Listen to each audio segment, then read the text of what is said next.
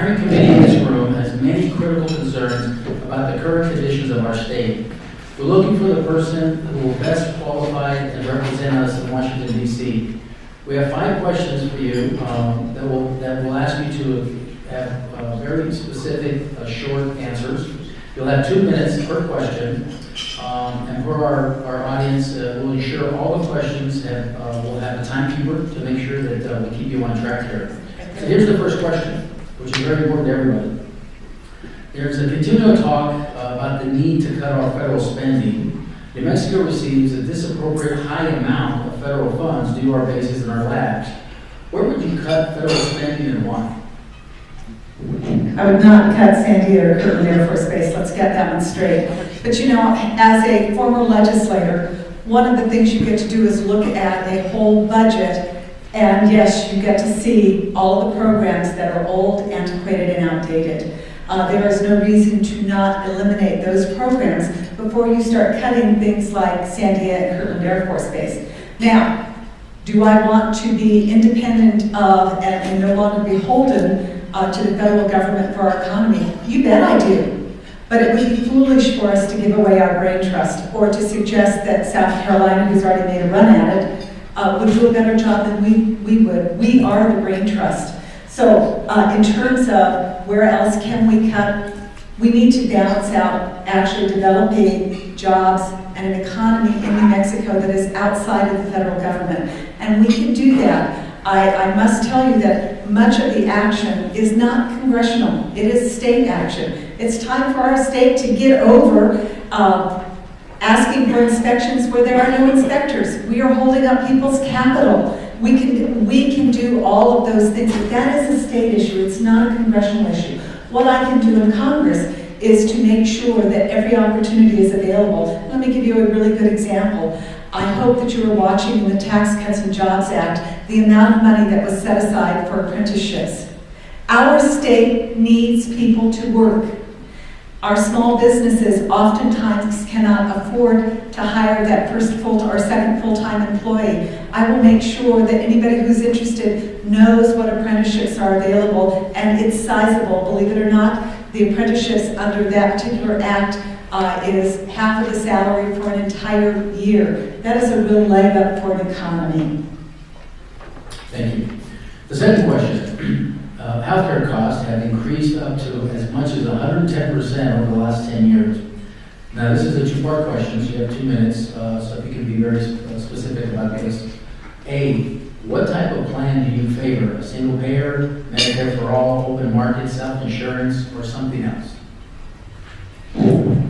I'm on Medicare. I do not favor Medicare for all. You pay for it, it is yours. And I will stand by that. That is the program, whether you like Medicare or not. But trying to open it up and make it universal health care, I believe, is folly. I believe in the open market. I believe that you have the right to buy your own insurance. I believe that the government has no right to tell you what you should or should not buy. I would encourage you to always invest in catastrophic care insurance because I think we are better when we take care of ourselves. That is not to say that I am in favor of completely doing away with Medicaid, doing away with DD waivers, because we will always have people with us who will need that handout that we as collective Americans must give. Now, that being said, there are a number of things that we can do in terms of fixing things. So let me give you a new acronym. PBM, Pharmaceutical Benefit Manager. Please send me to Washington. I will fix the legislation. Currently, PBMs, Pharmaceutical Benefit Managers, get to charge twice for the single pharmaceutical. It is a flaw in the law. It's not sexy. Please send me, let me fix that, because it will reduce your costs immediately. While I'm talking about things that we need to reduce in terms of medical care, I don't want to ever see another piece of paper that says this is not a bill. And if you can, yes, what a waste of paper, especially when there is no relationship to what is being paid for. The second part of the question, just to keep it in time, what would you do to ensure that New Mexicans can obtain health care costs at a reasonable cost? I say, so the next step is to make sure you can buy insurance across state lines. And that's probably the fastest thing that we can do to make sure that New Mexicans can actually get health care. But the more, and the other thing, one teeny tiny piece, it is folly to think that health care is free. When we all pay a little bit, we will all pay a little bit less. Thank you. Thank you. Next question. Every few years, the Congress has a discussion about base realignment and closures, like BRAC, as we know. New Mexico has 4 military bases, which receive federal funds, employs many civilians, and contributes to our economy. If you are serving and BRAC discussion resumes, what's your position and what's your position in regards to New Mexico and our military bases? One, I am an ardent fan of our bases and our labs.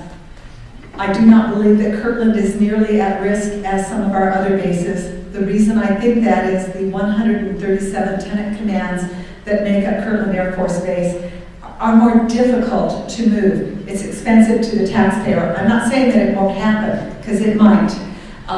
One of the things that we need to watch out for, and I will point you to the pit production that was taken from Los Alamos. If you think that other states are not looking for these jobs, you're foolish. So I believe that we have something very unique to offer our country, and I will advocate for the very things that we have. We have airspace, we have ground space, and we have limited encroachment. These are key issues for all of our bases to keep them open, because when you're in California, Edwards Air Force Base, as an example, has serious encroachment issues. I will stand up for this state, gladly stand for this state, and advocate for the resources that we have that will add to the security of our nation. And let me just remind you that please be proud of this state. We have come to the aid of our nation once before, and we will do it again, and I will make sure that America knows we can do it. Next question. Immigration has a significant impact on our state and our country. What is your number one priority on immigration, and how do you plan to ensure this happens? I have a big list. So first and foremost, Number one priority. Number one priority. If I had one priority, I would fix the visa system. The number one priority would have to be visas. Currently, our major issue in immigration are overstayed visas. There's no excuse for this. The flip side of the overstayed visas are the people, let's take the PhD students at New Mexico Tech, who would like to renew their visas, and they can't get a renewal. It's broken. But there is a lot of work that needs to be done, and I'm happy to stick just on this number one issue, but there is more to it. Whether you're talking Border Patrol, you're talking about DACA, but the whole thing is broken, including the RFPs that go out to help people become U.S. citizens. There's no reason for citizenship to run you $20,000 and 20 years. I don't believe as Americans that we believe in that, and we have to fix this.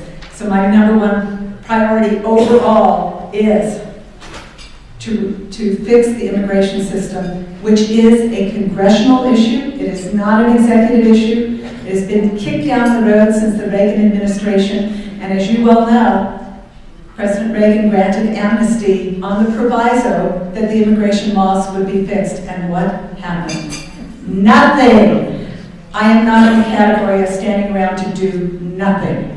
We will fix it. Thank you. Last, you have 2 minutes or less. Please tell the hiring committee why you believe you are the best candidate to represent the people of CD1. Thank you. That was a great question. Thank you very much. I am grateful to all of you because you have prepared me. I am so blessed to have been a Navy wife. My best friend's back there. I've been all around the world. I've had a really robust career in the private sector. I've been able to be a contractor to Sandia National Labs, but most especially my service in the legislature, in this legislature, I believe has prepared me better than anyone else. Serving in the minority means that you have to figure out a way to get legislation passed, even if it's your idea and your name can't be on it to get it done. I am one of those people that I really don't care if my name is on it. I care that we get the solutions for our country and for our state. I am a problem solver. I'm not interested in the drama. I'm not interested in the rhetoric, but I am interested in things that are impacting your life and not making it better. I would like to represent you, and the reason that I believe that I can do that is that I am an active problem solver. I actively make sure that I listen to you, and I cherish every time that I go to the door and I meet a New Mexican and they invariably tell me what the problem is and how to solve it. And I will act on those solutions. I'm a solution-oriented member of Congress, and what you can count on me to do is to stand up for the state because I know the state. But I also know what it takes to succeed in Washington, and it's real simple. You gotta have the votes. I know how to count. You know, we actually have a couple extra minutes, so we have one more question on this. Please tell us specifically a concrete example of what you think should be done to reduce the U.S. deficit. There's a lot of things that can be done. One. And the question is just one. So the low-hanging fruit is to be on the budget committee and you look at those activities that were started 30 years ago and may have no function any longer. And I promise you that there are always people's jobs hanging in the balance. And I don't mind being the bad person, but sometimes those jobs are not serving our country. You need to cut that low-hanging fruit. And before I would ever consider raising any taxes, I would cut the low-hanging fruit. But when we talk about the debt and the deficit, I also will make a commitment to you. I believe the debt makes us vulnerable. Part of the budget process has to be paying down that debt every single budget. Thank you. Anyway, thank you, Ms. Arnold Jones. Janice, thank you so much for coming today. The hiring committee and the voters of CD1 will let you know on November 6th if you've been selected to fill the job for U.S. Representative. The Mexico Business Coalition of Democrats for Democracy, thank you so much for coming today. And Mr. Abdon, thank you. Those were wonderful questions, and it was a privilege to answer.